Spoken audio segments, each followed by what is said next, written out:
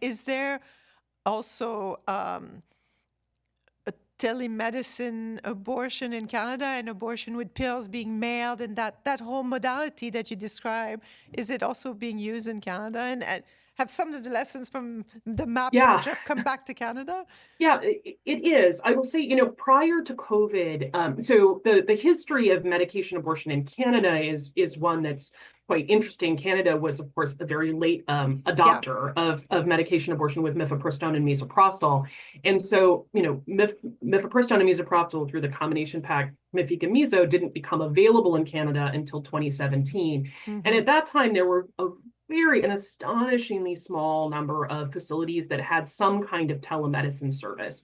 And it was mostly like long-standing providers out of British Columbia who had been involved with early clinical trial work around medication abortion, many, many years earlier, who were early adopters of medication abortion and also had other kind of had already been doing some kind of telehealth or teleconsultation services. Um, in 2017, it took a while for the regulatory systems in Canada to allow, for example, pharmacist dispensing of medication abortion drugs, and that kind of rolled out. There was early requirements around pre-abortion ultrasound, and that was eliminated Mm-hmm. in 2019. And I say all Mm-hmm. of that because it kind of created the stage that when COVID came, then there was this real shift to providing more telemedicine services in Canada in general, and Yeah. then also around medication abortion care.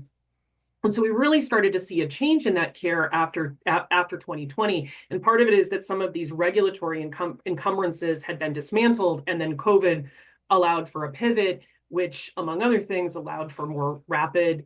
These are such technical health systems issues, but figuring out how to rapidly create new codes to be able to get paid to be able to provide telemedicine services in provinces that didn't have a lot of telemedicine infrastructure before.